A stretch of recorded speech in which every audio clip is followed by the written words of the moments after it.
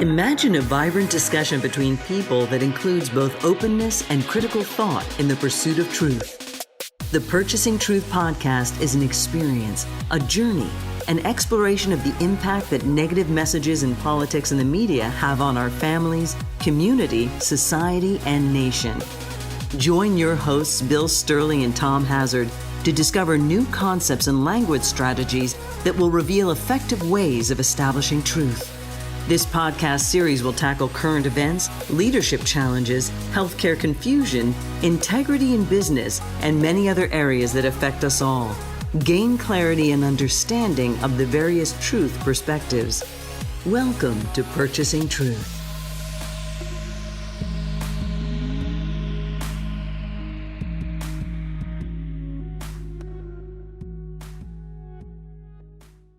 Welcome back to Purchasing Truth. I'm Tom Hazard, along with your host, Bill Stierle. And, Bill, I'm really looking forward to doing something similar to what we did in the last episode, which was, of course, talking about some things regarding the Republicans and the challenges they face and the needs they face. But now talking about the Democrats, I think it's, important we try to give equal time here and point out that, some of these same communication issues exist on, both sides of the political spectrum. That's true. And Democrats have needs too, right? It's exciting. It's exciting because if the Republicans' needs for party loyalty over and the votes that go with that over the need for truth, they're going to go there and they're going to do a better job. And they've done a wonderful better job of setting up the binary, which is all this or, none this. It's like, and you can see that on how wonderful a job they've done, although there's some tragic problems with it, is that in a t-shirt that says, I'd rather be Russian rather than being a Democrat. Wow. I'd rather, and there's t-shirts that are written like that. I'd rather be a communist than being a Democrat. It's like, how does that equate? I'd rather be a Russian versus a Democrat, because when you get a binary experience that shows up and it's either yes or no, right or wrong. And when you get a right-wrong narrative, then what happens is that whatever the other party is showing up at, you can't listen to it because it's already wrong. Because this is, something that is so valuable, to things. And you can't please everyone. And a lot of times Democrats get caught with questions they ask, and they've got to tell the person a disappointing sentence. Okay, so here's a good one from 2016 when Jill Stein was running. Okay. She was asked, there's a lot of questions about 9/11. And as president, what are you going to do to really bring the truth out about 9/11? That was a question that Jill Stein was asked in 2016. That's a tough one. Right? It seems like a landmine waiting to happen with that question, isn't it? Well, her answer pulled the pin on the landmine, which was, yes, that'll be one thing that we're going to be looking into. It's like, it's 2016. And there was a report that was given on it. And you're trying to please this one voter and other voters that are like this person that has some doubts about 9/11. But tragically speaking, it's not a winning narrative. Whether or not it was a true narrative or not a true narrative, it's her best response would have been a compassionate response rather than saying yes to a person and disappointing. And it would have been better to disappoint them by saying, at this time in our nation's growth and experience at 2016, as president, that is not at the top of my list of something to investigate, because it's outside of the scope of something I could get done. It's not something that I would consider looking into. You might be feeling disappointment because you would like greater truth. And as an American, you most certainly can follow that thread if you'd like.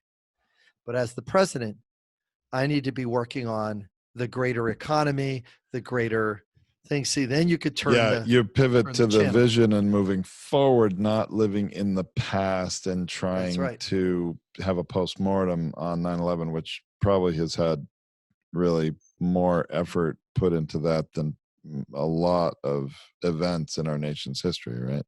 Right. And you could even pivot in this way. Well, we've experienced what it's like to over-investigate something. Now watch this one. You may have noticed that the Benghazi trials were something that was over-investigated, and there was no evidence that was found there. As president, I would make sure that we keep our eye on the ball to what's most important to America growth. And see, I am talking about my vision and also gently telling no to a person that is on the margin. As an America, you can come up with you could be a part of a documentary that comes up with that, or look to reinvestigate that in a way that you could provide support with. But as a part of my presidency, that is not something that's at the top of my list. Bernie Sanders gets caught here. He Elizabeth does get Warren caught. gets caught there. Let's use an example of maybe each of them, because I think that's important to ground things in what's currently happening with the Democrats, because I think they're in a interesting little place of each jockeying for position, trying to climb to the top of the glass mountain, maybe, if you will, and there is some danger of potentially winning some battles but losing the bigger war. That's right. You lose the war, right? So Bernie gets asked the question about prisoners voting. People in prison voting, right? Or people that come out, or people in prison or people come out. He says, "Yeah, I'm in favor of people in prison voting. They get to have voice here in America too." Right? So far, so good. Maybe, yeah. And then watch the rat trap that's set for him. Well, how about the Boston Marathon bomber? Would he get a right to vote? And Bernie has to, because he said that, he has to say yes. And I just see red lights going off. Danger, danger, danger. Danger, danger. Danger. Instead of the compassionate response is so important for Americans' votes to be counted. And we really want to strengthen the ability for people to have a say and have their vote and not to be marginalized. As president, I'll be working to make sure that doesn't happen in the greater sense of things. In prisoners, I'm not focused on that as much at this time, because the greater need is just getting access to Americans that are living by the law to have their rights to vote being protected, because that's not happening right now. That's higher on my list than getting that person to vote. Now, see, that's very interesting. He could also potentially have pivoted to say that, well, I'm certainly more, as president, I'd certainly be more in support of considering having people who have exited prison, who are convicted felons potentially, or have criminal records, being able to vote, as to whether people still in prison could. At least you could have an off ramp to say that, well, people that haven't fully paid their, sort of, in air quotes here, debt to society, or served their sentence, maybe there's you can stay away from that third rail, but allow a consideration for people that have been rehabilitated being able to, or whatever, however you want to spin that. Well, I mean, the closest you can get to it is that there are some laws that allow people to vote after they get out of prison in certain states. It'd be great if that was more unified in the national level. You could go there, but as soon as you start advocating for somebody that did something wrong, that got caught, Then and you're is in getting trouble. punished, Yeah. then you're in trouble, because you get caught in the it's the third form of language conflict. It's called rewards, deals, and punishments, and which are just forms of bribery. That's what those are. So I'm going to bribe you not to do something, and I'm going to punish you if you're going to do it. I'm going to reward you if you do something. And those are strategies that you could try to use with a kid, and you are going to get a temporary win the battle, lose the war, because Tom, as you and I that have kids, if you bribe them to do something, they're going to bribe you back. They'll say, you know what, I'll do my homework, if you give me $10. Oh my goodness. That's a bribe. Sure Well, you just is. bribe them. You bribe them. If you do your homework, I'll get you some ice cream. Well, how about $10? No. If you pay for my car insurance, I'll get B's. It's like, no, you won't. You're going to tank on that deal in a heartbeat. Why? Because they're not accountable. They're just making the deal. And then it gives them permission to tank the deal, even though you already spent money on their insurance. Oh my goodness. So it's really, really important to stay out of binary thinking, and also recognize that the Republicans have painted themselves into such a corner that there is, regrettably, catastrophically, a diminishing return, because the wave that's getting accumulated is tsunami-like. Every time there's a new tweet where justice doesn't take place.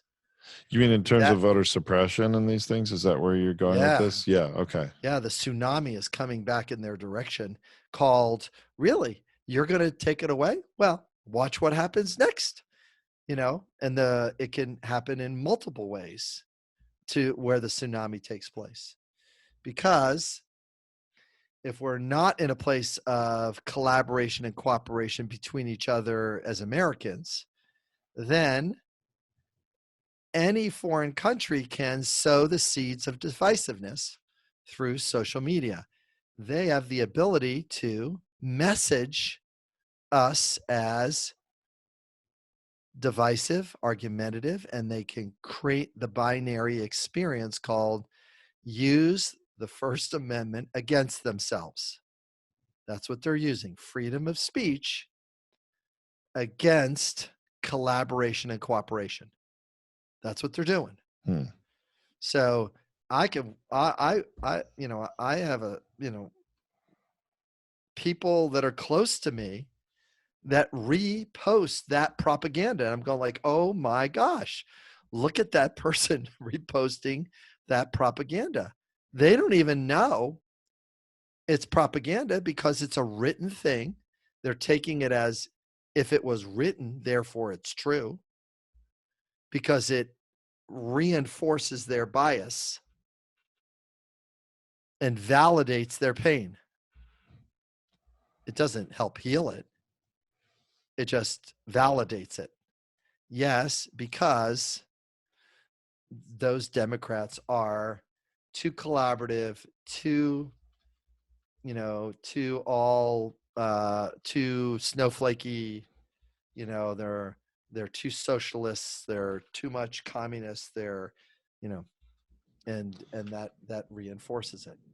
So that was interesting. So you're saying, all right, Bernie should stay out of any kind of binary thinking or taking a position on that, and instead pivot from, should we allow prisoners to vote, to, well, when I'm president, I'm more concerned with making sure that everyone's voice is heard, everyone who wants to vote is able to, and how we, we'll have to see how we consider people that, may be in prison, but not actually take a position on it.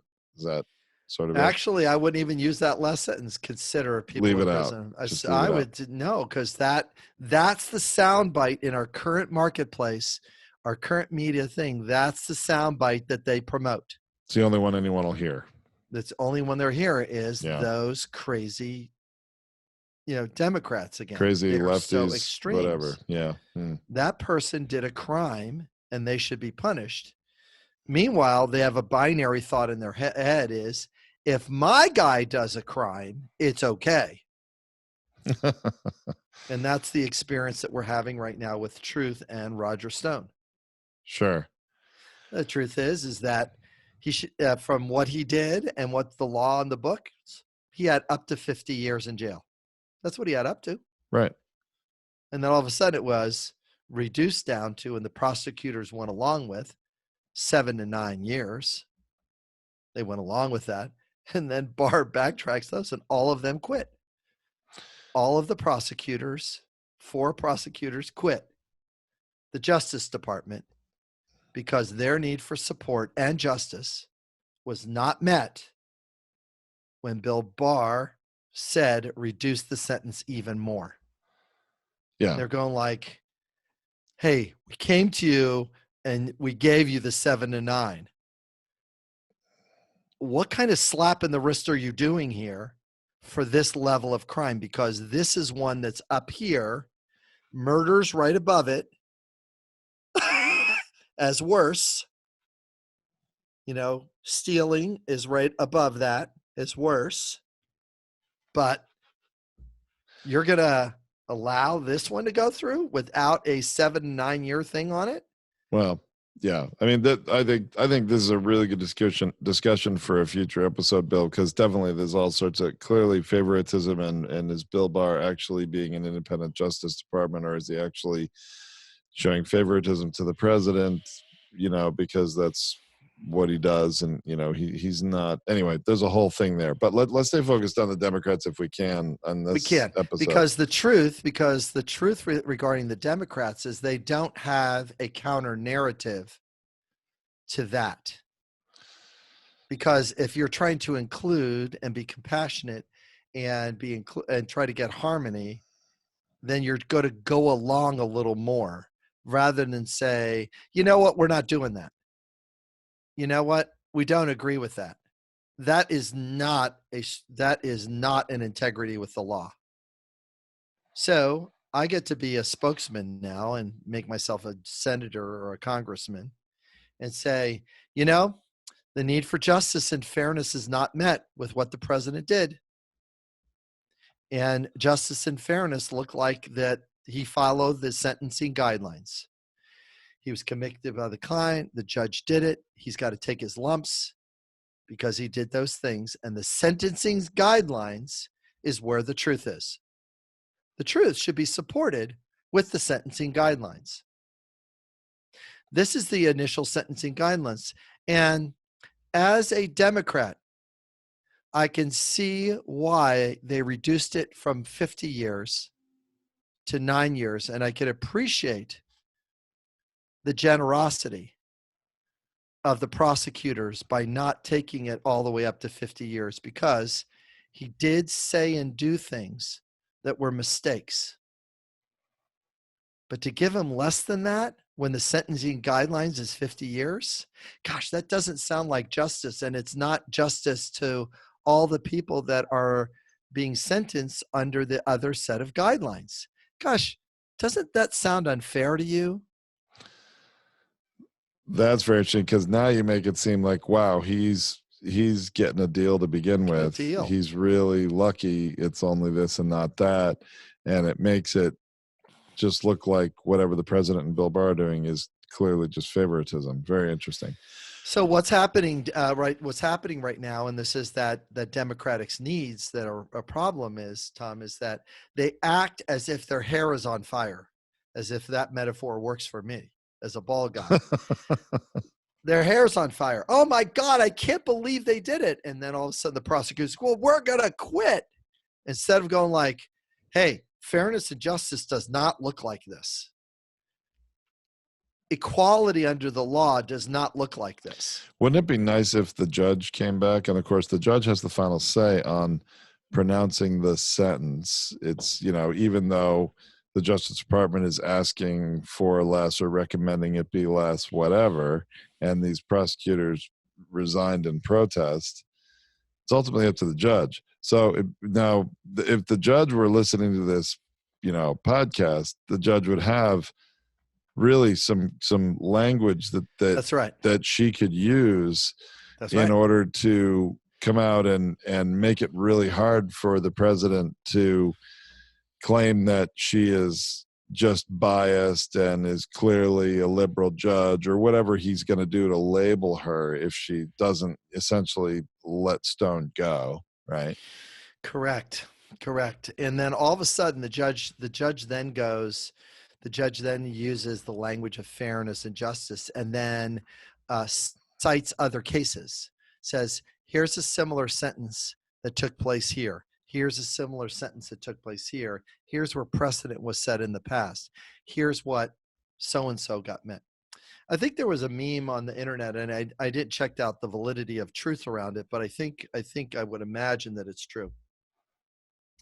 But during the Clinton administration, when he was impeached, I think it was Karen McDougal. Sure. Who wouldn't testify against She him. wouldn't testify. She went into jail. Yeah. And solitary. She was in solitary for a part of that time. It's like, I remember. And then all of these other people refused to testify, which really, under the letter of the law, puts them in jail. And there's nobody there to arrest them because they're following this thread called executive order or executive privilege, maybe. Executive privilege.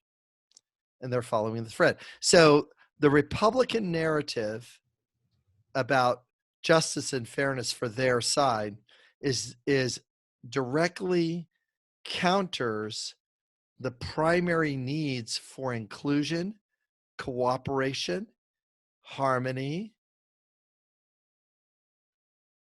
that the Democrats are looking to do. They are labeled soft because they're looking to be collaborative. This is very interesting. They're looking as being soft because they're collaborative, that they're cooperative. They're trying to make a deal instead of going like, we are going to, follow this thread. And then see, what makes it really, really difficult is when the Democrats have this next layer of legality, you could see what they're going to do next. They'll put a set of laws in place. And if Pelosi would have been ahead of this, when this whole impeachment started with Mueller, she could have put she had all the votes. She could have put an entire set of laws in place before this thing showed up about being arrested. This is how the arrests would take place. This is what the law looks like. This is what the arrests would look like. They would be picked up by so-and-so. This is what she gets to do because because she has the votes, then it's like, okay, so now we get to do this because the law and we voted on it this way. And all those people regarding executive privilege, it's like, no, we're equal branch of government and we voted this in place and you didn't vote this in place and you can't use executive privilege to hide crimes. Can't do that. And arrest the whole crew of them, Mulvaney, and it's like this. Could the House have done that on their own without the Senate also passing it? Or are you just talking about House rules? Right. So you can put some things in place The Senate could say, no, we're not going to vote on that. That's another thing on the graveyard. At which time, what that does, and the trouble with that whole mindset is that it's against the Democrats' inclusion, cooperation, harmony, that they keep hoping that the Republicans are going to come around. And even the moderate Republicans are going like, Trump has learned his lesson. Oh my gosh, that was the most absurd thing to happen in the last Very couple of aggravating. weeks after that, where Susan Collins says, well, he learned his lesson. And you know what? That is going to follow her all the way to November. That is what is going to, she's going to lose the election in on Maine that point. On that point alone, because they're going to hammer her with it, the naivete. And well, I don't even know if she was really that naive, but to just take that position, it was almost like what you were saying. If Bernie, took a position on and actually stated a position on whether criminals should get to vote, hers was almost the same thing, trying to justify her vote, saying, but the process we've been through on its own is enough to discipline the president, and he's learned his lesson. And of course, every action he's taken since then shows completely the opposite. Retaliation. That was crazy. Like that, well, so let's come back to your Democrats with the need for inclusion, and because there's some interesting things that have come out since this New Hampshire primary in a couple of ways that some of the candidates are speaking. And let's for a moment take Pete Buttigieg, who in his, I will call it, quasi-victory speech. I mean, I guess Bernie technically won New Hampshire. He came in a close, Pete Buttigieg came in a close second. Certainly a victory in many ways. But you could hear him speaking, saying that it's really important that we as Democrats don't take the it's my way or the highway approach. And he was speaking to Bernie Sanders voters who are more progressive and feeling very committed to some of Bernie's positions on maybe, Medicare for all or something like that. I think it's really largely what he was referring to is the health care, saying, hey, we can have universal health care, but if we really stick to it has to be this way, then, we are going to lose essentially in November is what he's saying. Yeah, he's behind the 8 ball a little bit, and same as Bloomberg and Joe Biden are behind the 8 ball a little bit. What that means is this: Bernie has done he has spent his lifetime populating the narrative that healthcare is a human right. Yes, and it has made sense for people that it is. And then he follows that up with, other countries are doing this, we can do this. So there's a truth out there that other countries are doing this, therefore we can do this. We can take care of all of our people. We can take care of it. Yes, there's going to be a bunch of rich people that aren't going to like this, because they're going to be less rich. They're still going to be rich.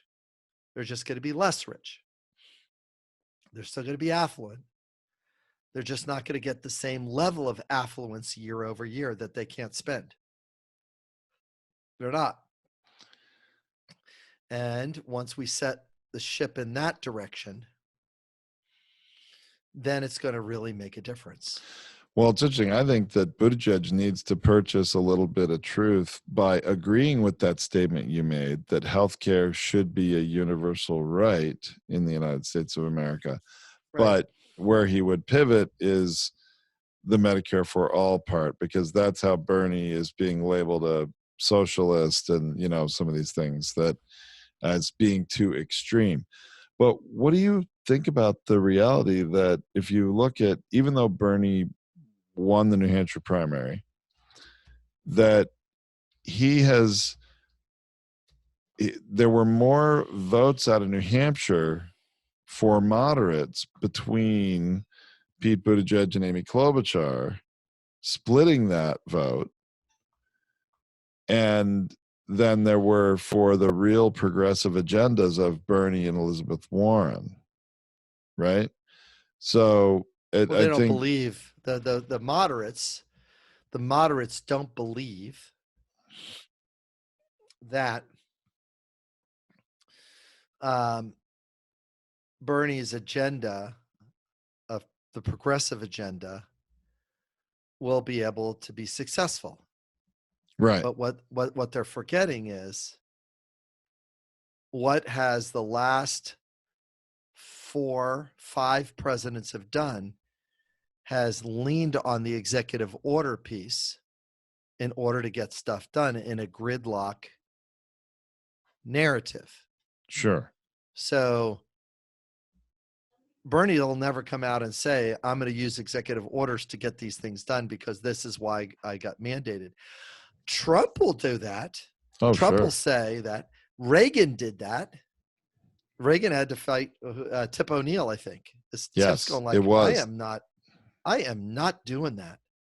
And he wrote an executive order, and all of a sudden everybody was following the executive order. Tip's going like, that's a bad thing to allow media to do this, to have their own free will on and propagate whatever things. They've got to tell truth. And we're seeing the consequence of that. They got to tell, they cannot feed Americans lies. They can't propagate lies. They can't propagate half truths. They cannot news medias cannot run over truth. I mean, before Reagan, you could never get away with Fox. And then that causes a adversarial position, here it comes, binary black and white situation where you're all or none. And it's what story is going to get us the most eyeballs. The truth be damned. Well, so Bill, what do you think about this? The language that we heard coming out of New Hampshire, I mentioned Pete Buttigieg already, but now Elizabeth Warren, who was really speaking as though she knows the writing's on the wall at this point. She's probably not going to get the nomination. She was speaking in this cooperative, inclusive way, almost, foreshadowing that, hey, regardless of who the nominee is, we all need to keep our eyes on what's most important, and that is making sure Donald Trump does not get reelected. We all need to come together, type of thing. Now, you seem to be saying in some of the things earlier in this episode that may be having the Democrats be, how do I say, speaking from a position of maybe weakness and not strength on That's certain correct. issues, right? That's correct. Her best play would have been is saying, the Democratic Party stands for integrity, and integrity to us looks like this, and Trump does not look like integrity. Respect for other countries doesn't look like being a person that threatens and or calls people's names. That's not a respectful things. Rather than let's get behind, it's let's go after the behaviors that are not fitting a president. Use her time and her spokesperson not to say, and also getting to conciliation too early. You get into, here's how I want to use the momentum that I have to assist the collaborative narrative about this identity of a president not being it. It's very, very difficult because the other side, the Republicans have no problem scaring Americans. They have no problem. They always have. I remember. No problem scaring Americans. Yeah. No problem scaring them. We have no problem talking about the yellow cake nuclear stuff that Saddam Hussein has. Or I remember Dick Cheney, vice president, being interviewed during the election, run up to the election in 2004, saying the danger is if we make the wrong choice that we'll get hit again. Do you remember that? That's right. As That's right. if we don't re-elect George W. Bush, we're in danger of being attacked again like we were on 9/11, which was, and of course, he tried to spin his way and walk that back, but that was what he said. They have no problem with affecting. It's called pushing the safety protection button to cause doubt and skepticism about the other side.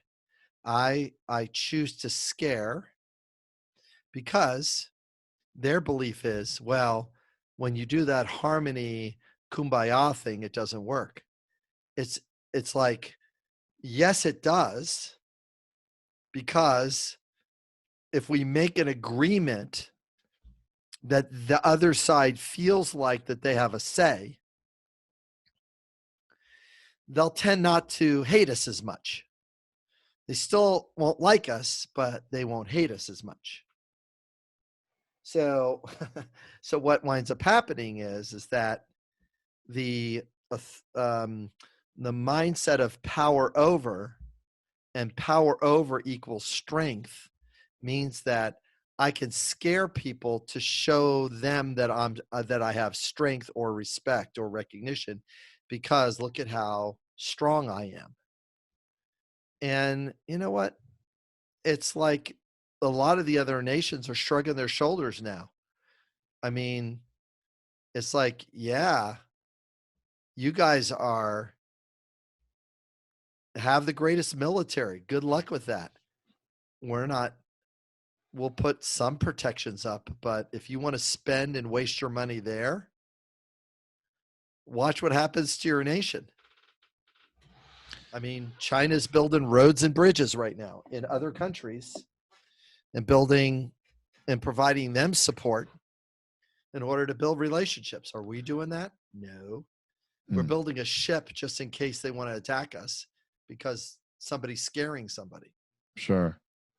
Well, do you think these factions of these different Democrats that are still running for the Democratic nomination for president, this infighting is really playing right into the Republicans' hands? And I mean, they're all jockeying for position to be the nominee, but yeah, they have no way to get. They have no awareness about how to communicate a compassionate no to a fringe element of their own party. And they have no ability to language compassion to something they hate that the Republicans are doing. They have no ability to language compassion. All they do is language outrage. See the difference? yeah. If you language outrage, it just makes the other side pissed. Try it. Try screaming at your kid. It doesn't work. No. They will get submissive. They will bend to your will Eventually. until they're 15. And then they're letting you have it. Yeah. Either they let themselves have it, tank their grades, use drugs, wreck cars, or they let you have it,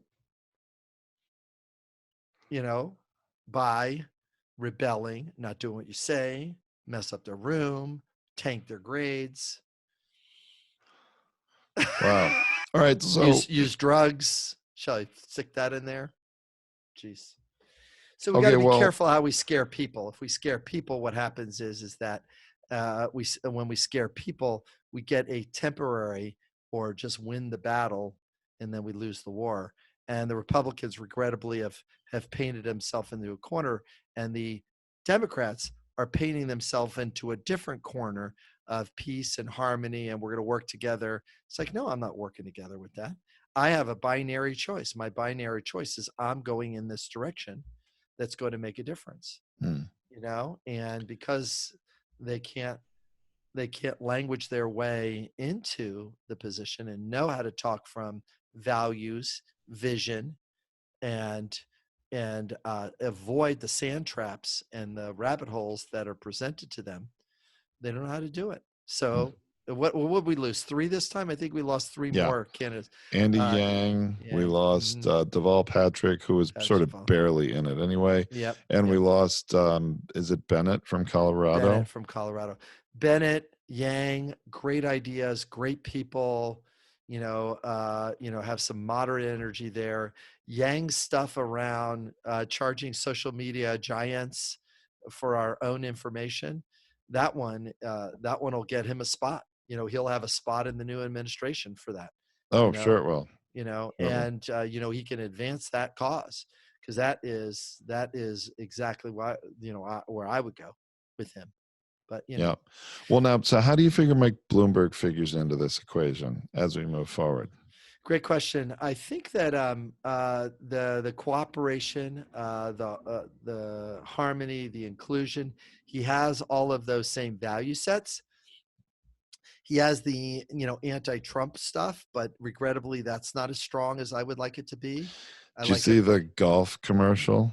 No, I About, haven't seen that one. oh yet. my gosh, you need to look this one up. Sure. It's a Bloomberg commercial. I think it ran during the Super Bowl or something, that he basically showed how he, as mayor of New York, he actually enlisted Donald Trump to assist the city in, building this new golf course, but basically, and then showed a lot of different images of Trump playing golf that were not flattering images of his body and climbing from getting a ball out of, the rough or whatever. But saying that, well, that was the only thing that he was suited for. The only thing I would trust him to do is to build a golf course type of thing. It was actually very well done, and the languaging was better than what I just said. Right.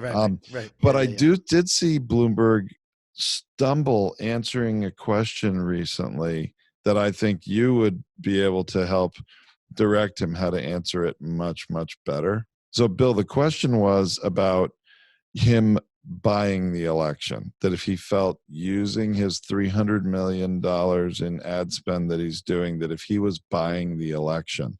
And he really tripped over that question. He didn't answer it the right way. So, well, no, I'm not buying the election. But he just said no.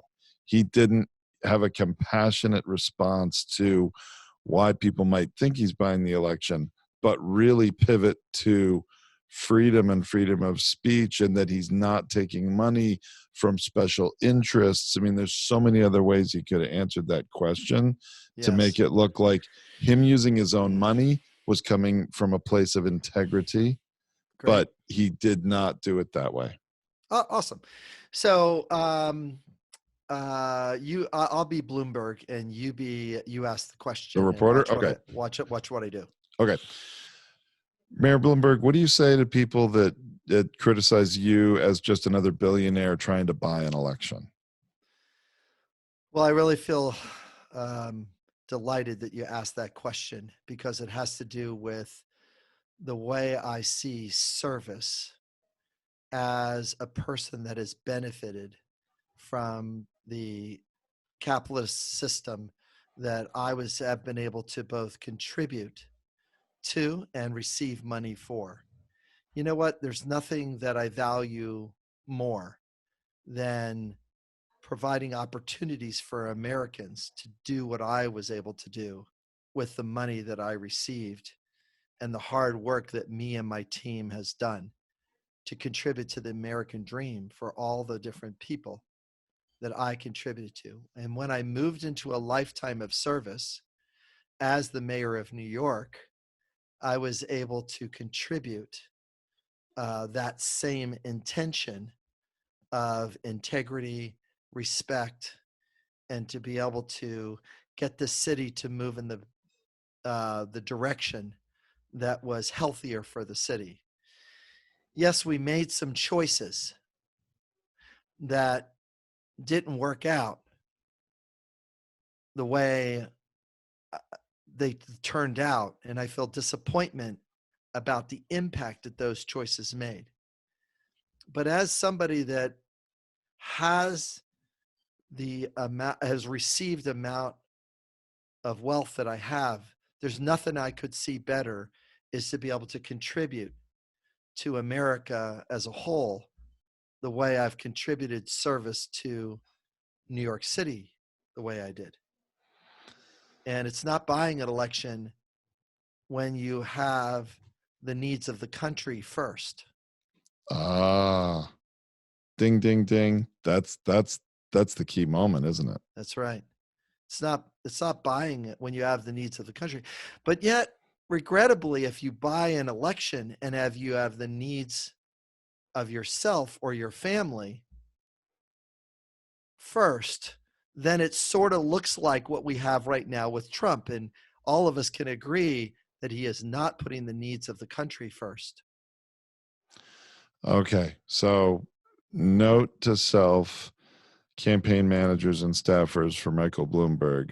Bill Stierle just gave you the recipe for how to battle the billionaire buying an election thing, but not only that, how to go up against Trump and distance yourself, separate yourself in a way that has integrity. Yes. And really points out all of the things that, half of the country finds so wrong about the current administration. Right. Yeah, I mean, thank you for that, Tom, because we've got to have strength in the delivery of a compassionate sentence. And I also acknowledge that people that voted for Trump are stuck there. They're stuck in a binary position. Why? Because they've been, really just scared into that it's dangerous over there called communism. And you know what? That's not what's happening. It's not happening the way that they're being scared into what the Democrats are looking to do with some of the items that would make a difference. And when a politician looks to scare somebody to make a decision, that's a politician you don't vote for. If they scare you, I would never tell a Democrat the sentence, do you really want 4 more years of Trump? Because that sentence is looking to scare someone into voting, which then says, you know what? I'm just not going to deal with this at all. I don't want to be scared or not scared. I am going to stay away from the voting booth because I'm scared. Because you just scared me. Right. And they did a good job of scaring, people away from voting for Hillary. And they did a good job of scaring people into voting for Trump as the person that is the disruptor. See, I'm an outsider. And Bloomberg has a lot of work to do, regarding the, how does a billionaire empathize with a working person? And he definitely needs to increase his narrative on how to be compassionate to what that person is doing when the only job in their community is being a waitress in a restaurant, because there's no other manufacturing or other jobs that are above. Right. So he's got to be compassionate to those cities that have lost the backbone of their financial purchasing power, because the jobs that were providing that backbone have left. It's like that. You got to have some compassion for them. And then, are you going to put a works program in here? Are you going to put a training program in here? And you can't give them those two answers. Yes, I'm going to put a works program in. No, you're not. Yes, we're going to put a training in. No.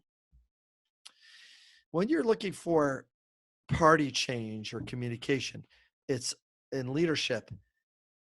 You've got to set the vision and then give small messages towards the vision. Do not flesh out the vision. And welcome to Elizabeth Warren's failed campaign. I have a plan for that. Doesn't set the vision. No. And as soon as Hillary said that on the debate stage, she lost 50,000 votes, or 100,000 votes at least. I have a plan. He doesn't have a plan. And the marketer and the brander goes, I don't need one, Sure. because they're voting for my charisma. They're not voting for your reality. And that's what played out. They voted for charisma. Oh my goodness. Yeah, it's disheartening. Yeah, the brain is a little tricky on this, because as soon as you scare somebody, they get nervous, anxious, worried, scared, panic. See that escalation there? Yes. They get escalated into that corner, and their brain shuts off, and all kinds of physiological stuff that shows up, and they can't listen anymore. So these are some things to really embrace and really see as something that we really got to be mindful of, moving forward. So the Democrats' inclusion narrative has had some problems to it. This Hillary's slogan was "Stronger Together." Right. That was her slogan, not "Make America Great Again." See, those two slogans are. This one is "Power Over, Make America Great Again." This one is a power with, that's in alignment with the values of inclusion. Right. This is, we are competitors and we could be great again. Well, and it also clearly in the 2016 election, the Republicans' narrative was setting more of a vision. It really was. Like you said, stronger together. I mean, it has cooperation. It has some good qualities, but it isn't Inclusion. setting a big vision. Make America Great Again. There's the visionary statement. It's a visionary statement. Yeah. Yeah. So all of them, if you think about Bernie, if you think about Buttigieg, none of them have landed on a compelling vision. Please tell me, Tom, what was Barack Obama's visionary word? Because actually it was one word. Yeah, it was hope. Hope. Wow. It's not a very strong word. And I have to say, for me, as a business person, one of my mantras is hope is not a strategy. I really believe that in business. I'm much more of an action taker, setting vision. If What a surprise. you hope for things to happen, you're not taking control of your future. So it's interesting that hope works, that hopey changey thing, as Sarah Palin would have said, right? Right. It worked. It worked from a voting standpoint, because it's a little bit more binary, that I could get behind hope rather than the 8 years that brought us to this: a crashed economy, 2 wars, starting on war number 3 in Syria. That's where they were now. That's where they needed it. They needed to get out. Well, and the banking crisis started to collapse, 2007 to 2008, the mortgage crisis, all that. Crazy. So people maybe at that time, in the context of where we were as a nation, maybe hope is what Americans needed. That's what we needed. We needed hope that somebody could lead us out of that. And you know what? Pretty damn good, except for the war piece. The wars, and things like that. I mean, if you think about it, Kerry got Assad to give up his chemical weapons, at least most of them. Right. He got him to give them up. He goes, he did the takeaway ploy. He did the uncertainty. Well, it's not like that they're going to give them up. So I guess we're going to need to take actions, because it doesn't seem like that they're going to give them up. What does that create? Uncertainty. As you and I have talked about, raising dopamine inside the body. And then all of a sudden they're ready to, you won't bomb us and you won't send troops if we give you these weapons? Okay, we'll give you these weapons. Interesting. And they scored a win, but they didn't really leverage or market the win at home as much as they needed to, in order to see how brilliant a solution that was to keep us out of Americans, going to war in Syria. as if we needed another one of those Oh my goodness. Yeah. quagmires. But that would have needed to look all different things anyway. So a lot of really wonderful things to really embrace here, Tom, regarding language, because the thing I would like all of our listeners to embrace a little bit is, it's not about my opinions. It's not about Tom's opinions. It's about how to language through conflict is what this podcast is about. Right. How do you language through the gray areas? Stay out of the binaries.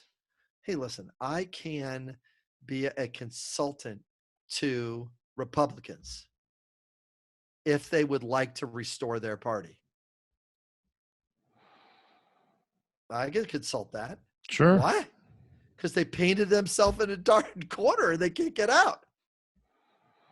And they're going to have a serious identity crisis post-Trump, I'm telling you. Post-Trump, who is going to occupy that space? Who? Like Marco Rubio? Who? Ted Cruz? There's like their really strong leadership, magnetism. Those folks, they got no place to go. I mean, the only one that could possibly get close is Mitt Romney, if they don't throw him under the bus completely, which they're currently trying. doing. Yeah, they're definitely trying. And he's getting, well, not to be discriminating against age, but I mean, his time's sort of come and gone, right? I mean, he's getting older. I don't know that he's really gonna be able to age doesn't matter. Age doesn't matter. We're gonna get emails on that one. That's bad. We will. Age I just matter. feel like he's, I don't know. Age doesn't matter. Yeah. Mm. Yeah. Well, he's not a fit for you, but he is a fit for the people that are on that side. I agree. And let me tell you something. I think he's a man of integrity. I have enormous respect for the decision he made during the impeachment trial. I think he's the only person on the Republican side of the aisle that voted his conscience and was true to his oath to uphold the Constitution. I think everybody else, ignored their constitutional responsibility in denying that the president actually violated the Constitution. So I have a lot of respect for Romney. And I think if John McCain were alive and were there, he would have probably been with him. Yeah. Yeah. It would have been an interesting vote. Sure would have. Anyway. All right, Tom, more to come on this. And next time what we'll do is we'll roll up our sleeves in order to take a look at, as these messages come up during the campaign, as these messages, these messages sticking? Or are they missing? What messages do we need to escalate? And what is there any pivot taking place on the Republican side? I would say no, but there are some pivot options. There are some off ramps that they can get. Regrettably, they're stuck into various different mindsets that all really handcuff their ability to make decisions. And that's the thing to really go forward with in the field of time. Okay. I look forward to that. I like looking at the messaging and seeing how it could be improved, what's working, what's not. That sounds great, Bill. All right. More to come. Thanks, bud. All right. Bye. All right. Bye.